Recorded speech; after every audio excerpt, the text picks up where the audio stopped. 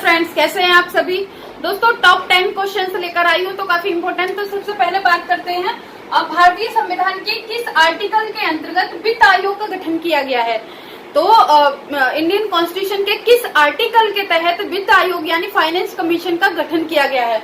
तो आर्टिकल 280, ठीक है, आर्टिकल 280 के तहत वित्त आयोग का गठन किया गया है। ठीक है दोस्तों, अब नेक्स्ट बात करते हैं सिस्मोग्राफी।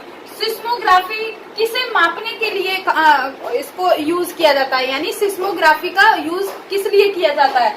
तो ये दोस्तों भूकंपीय तरंगों का को मापने के लिए किया जाता है। ठीक है, भूकंप की जो तरंगे होती हैं उनको मापने के लिए इसका उपयोग किया जाता है। ठीक है, आगे देखते हैं रिएक्टर स्केल।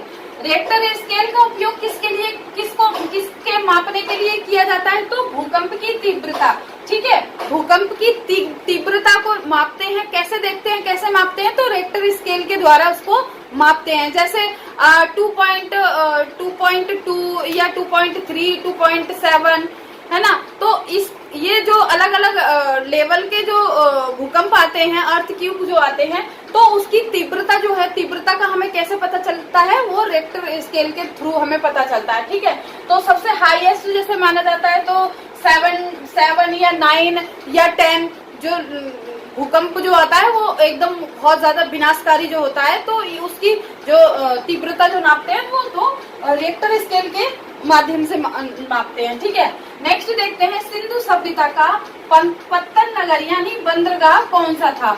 ठीक है, तो सिंधु सभ्यता को दोस्तों इसे हड़प्पा सभ्यता भी बोलते हैं, कांस्य युगीन सभ्यता भी बोलते हैं। ठीक है, तो जो कि काफी इम्पोर्टेंट इस सभ्यता को माना जाता है ना। तो इसका पत्तन जो था वो लोथल माना जाता है। ठीक है, लोथल जो कि गुजरात में है। ठीक है, आगे बात करते हैं न्याय दर्शन। न्याय दर्शन को किसने प्रचारित किया था। न्याय दर्शन जो एक सिद्धांत है, न्याय दर्शन को किसने दिया, तो गौतम ऋषि ने दिया था। ठीक है, किसने दिया था, गौतम ऋषि ने दिया था। ठीक है, चैनल को लाइक शेयर सब्सक्राइब जरूर करें फ्रेंड्स। आगे बात करते हैं भारतीय संगीत, यानी भारतीय संगीत का आदि ग्रंथ किसे कहा जाता है। यानी भारतीय संगीत का आदि ग्रंथ किसे कहा जाता है, तो दोस्तों सामवेद को कहा जाता है। ठीक है, सामवेद।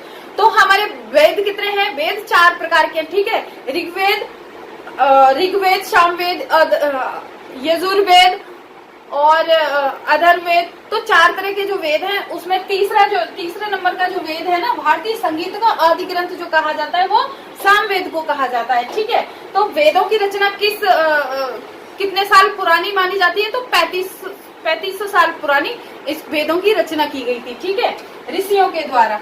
ठीक है, आगे बात करते हैं राज्य विधानसभा का गठन। राज्य विधानसभा का गठन संविधान के किस अनुच्छेद के अंतर्गत आता है, तो आर्टिकल 170। ठीक है, आर्टिकल 170 के तहत राज्य में विधान सभा का गठन आता है। ठीक है, आगे बात करते हैं भारत की सबसे लंबी नदी, यानी भारत की सबसे लंबी नदी किसको माना जाता है, तो गंगा नदी। ठीक है, गंगा नदी जो है वो भारत की सबसे लंबी लार्जेस्ट जो रिवर है वो इंडिया की वो गंगा है। ठीक है, इसकी कितने किलोमीटर की मतलब कितनी लंबी है, तो 2525। ठीक है, 2525 किलोमीटर की दूरी पर है ये, मतलब काफी लंबी है ये इंडिया की।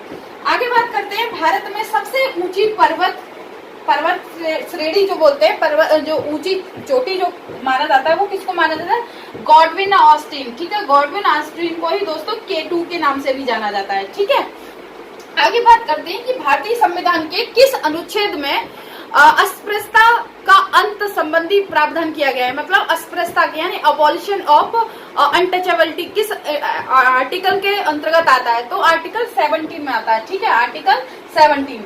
ठीक है दोस्तों, तो एक क्वेश्चन जो है वो आप कमेंट करके जरूर बताएं। एक क्वेश्चन है कि 6 दिसंबर को परिनिर्वाण दिवस किसके रूप में मनाया जाता है, मतलब किसका मनाया जाता है। क्या गांधी का मनाया जाता है, क्या डॉक्टर अंबेडकर का मनाया जाता है, या गौतम बुद्ध का मनाया जाता है, या APJ अब्दुल कलाम का मनाया जाता है। तो कमेंट करके जरूर बताएं। आई होप सेशन पसंद आया होगा, तो चैनल को लाइक करें, शेयर करें, सब्सक्राइब करें। Thank you so much for watching.